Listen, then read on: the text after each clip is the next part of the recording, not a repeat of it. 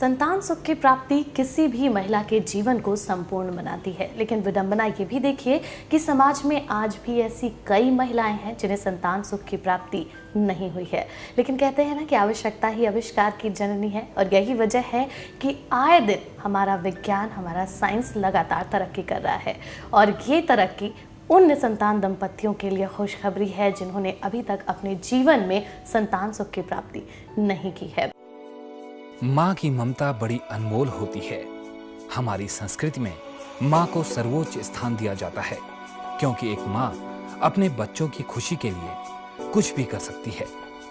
माँ ममता की मूरत होती है, लेकिन जब कोई महिला इस सुख से वंचित रह जाती है, तब उसका जीवन मानो कुछ अधूरा सा हो जाता है। लेकिन आज के समय में इस श्राप को वरदान में बदला जा सकता है, क्योंकि साइंस की बदौलत हमें कई ऐसी चमत्कारी सौगात मिली हैं जिसके जरिए अब कुछ भी मुमकिन है। ऐसी ही कुछ खोजों में से एक चमत्कारी खोज है IUI, जिसे हिंदी में कृत्रिम गर्भाधान करना भी कहा जाता है। ये एक ऐसी टेक्निक है जिसमें किसी पुरुष के शुक्राणु को महिला के गर्भाशय में रखकर उसे गर्भधारण करवाया जाता है, जिससे मां सुख से वंचित महिलाएं भी मां बनने का ये अनमोल सुख प्राप्त कर सकती हैं। आज हम बात करने वाले हैं IUI पद्धति के बारे में। क्या है उस पद्धति के बारे में ज़रूरी जानकारियाँ और किस तरीके से वो आपकी समस्याओं पर कारगर साबित हो सकती है, ये हमें बताएंगी डॉक्टर शोभा गुप्ता। डॉक्टर, बहुत बहुत स्वागत है आपका। तो डॉक्टर साहब, सबसे पहले बताइए कि IUI किस तरीके से काम करता है और संतान दंपतियों को सहायता करता है। IUI जो पद्धति है, इसका फुल फॉर्म है इंट्रा यूट्राइन इंसेमिनेशन। आजकल इनफर्टिलिटी की तादाद काफ़ी बढ़ गई है, जैसे कि हमने पहले भी डिस्कस किया है कि 10 में से 2 या 3 कपल्स ऐसे होते हैं जिनको इनफर्टिलिटी की शिकायत होती है। तो IUI उन महिलाओं में यूज़ किया जाता है जिनमें या तो अंडे समय पर नहीं बन रहे हैं, अंडे बनते हैं तो लेट बनते हैं, या फिर एग जो है अपने आप से रप्चर नहीं होता है, या फिर उनके अंदर स्पर्म्स के लिए एंटीबॉडीज़ हैं। उनके हस्बैंड के स्पर्म्स उनके जो गर्भाशय की जो परक नली है वहाँ तक नहीं पहुँच सकते हैं, तो उस कारण वो गर्भधारण नहीं कर पाती हैं। तो इस तकनीक में हम क्या करते हैं, जो हस्बैंड के स्पर्म्स हैं उनको वॉश करके उनकी परक नली के पास डाल देते हैं, और इससे जब एग रप्चर होने वाला होता है उस समय ये पद्धति की जाती है और इससे गर्भधारण किया जा सकता है। आम जीवन में अगर हम बात करें या फिर अगर इंडियन सोसाइटी की बात करें, कितनी प्रचलित है ये पद्धति? आजकल तो IUI पद्धति बहुत कॉमन हो गई है, क्योंकि लोगों के अंदर जागरूकता बहुत ज़्यादा बढ़ गई है और अब इनफर्टिलिटी के लिए लोग डॉक्टर के पास संपर्क करने लगे हैं। तो जैसे ही पता लगता है कि महिला को कोई हार्मोनल प्रॉब्लम है और अंडे नहीं बन रहे हैं, तो उन्हें अंडे बनने की दवाई दी जाती है और उनका सीरियल अल्ट्रासाउंड स्कैन किया जाता है। इस स्कैन को फॉलिकुलर मॉनिटरिंग कहते हैं। और जब फॉलिकुलर मॉनिटरिंग में एग एक पर्टिकुलर साइज़ का हो जाता है, 18 to 24 मिलीमीटर का, तब एग को रप्चर करने का इंजेक्शन लगाया जाता है। और कई बार अगर महिला में ज़्यादा प्रॉब्लम नहीं है तो एग खुद से भी रप्चर हो जाता है। और उस दौरान जिस समय एग रप्चर होता है, उसके हस्बैंड के जो स्पर्म्स हैं, शुक्राणु हैं, उनमें से बेस्ट क्वालिटी के स्पर्म्स महिला के गर्भाशय में डाल दिए जाते हैं। ये पूरा प्रोसेस आपने हमारे दर्शकों को बताया। आप ऐसे लोगों की सहायता करती हैं, उन दंपतियों की सहायता करती हैं जिनको अभी तक संतान सुख नहीं मिला है, और बहुत सारी ऐसी चीज़ें और ऐसे मामले भी सामने आए हैं कि आपसे संपर्क करने के बाद उन्होंने संतान सुख को देखा भी है। अगर चीज़ों को समझने की कोशिश करें, लोग सबसे पहले किसी इलाज से अगर उनका तारुफ होता भी है तो सबसे पहले उनका दिमाग चलता है कि क्या इस इलाज के दौरान किसी तरीके के दर्द का सामना उनको करना पड़ेगा। IUI के बारे में जानना चाहेंगे आपसे, क्या ये पेनफुल प्रक्रिया है?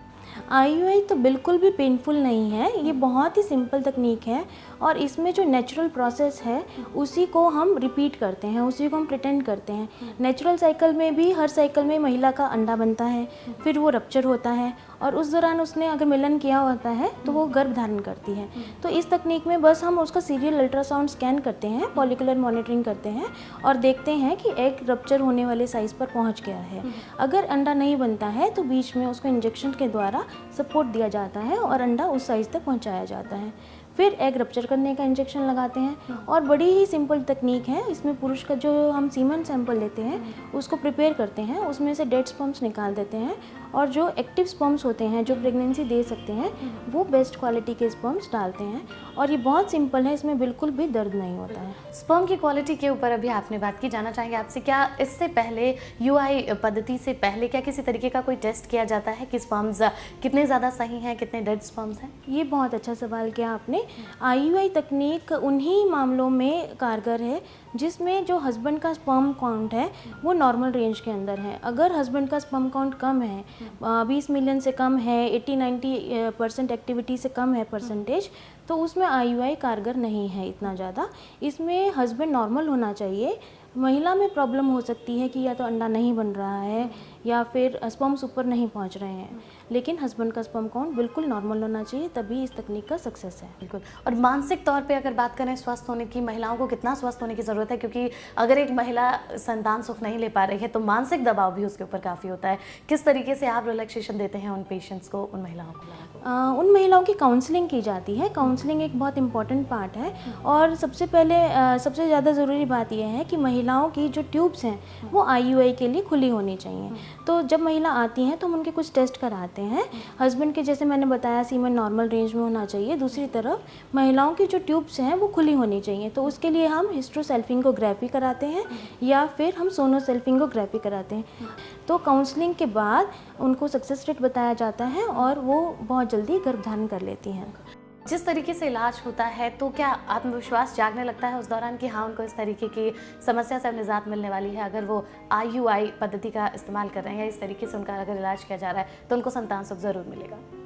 हाँ जी, सबसे पहले जैसे अगर महिला को बता दिया गया है कि उसकी ट्यूब्स ओपन है, जस्ट उसकी जो प्रॉब्लम है वो अंडा ना बनने में है, जैसे जैसे उसका अंडा बनता जाता है और रप्चर होता है तो उनका आत्मविश्वास बढ़ता है।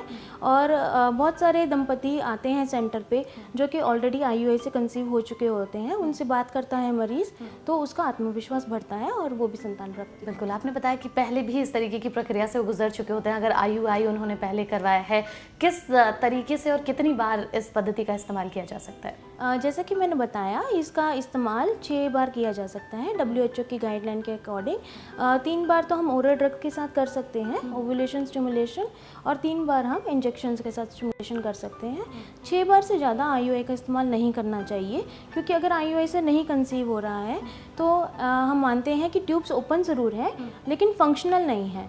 ट्यूब को क्या करना होता है, एग को कैच करना होता है। जब अंडा रप्चर होता है तो महिला के शरीर में जो ट्यूब्स मौजूद होती हैं उनको एग कैच करके अपने अंदर लेना होता है। तो अगर ट्यूब्स फंक्शनल नहीं होती हैं तो कई बार आईयूआई की तकनीक सफल नहीं होती है। जी, तो डॉक्टर शोभा, इस पूरे प्रक्रिया में कितना वक्त लग जाता है? जिस तरीके से आपने बताया कि आईयूआई प्रक्रिया में बहुत ज़्यादा वक्त नहीं लगता है। हम पीरियड के 2nd डे से साइकिल स्टार्ट करते हैं और 10 से 15 दिन के अंदर पूरी प्रक्रिया हो जाती है। तो डॉक्टर शोभा, जानना चाहेंगे इस इलाज के दौरान क्या किसी तरीके की कोई कॉम्प्लिकेशंस भी आते हैं सामने?